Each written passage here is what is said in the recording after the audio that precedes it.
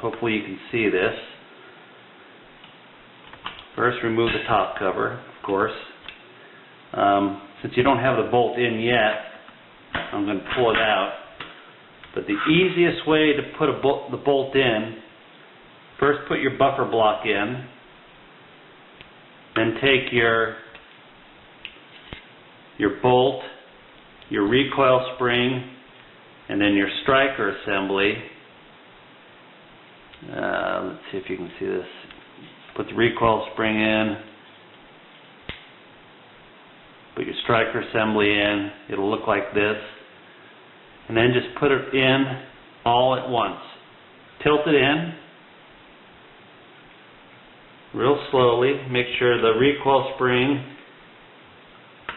and the striker assembly spring are in the buffer hole.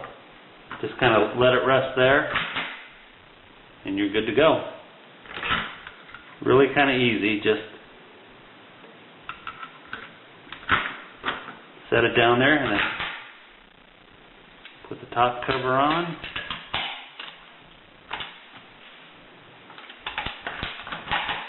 You're good to go.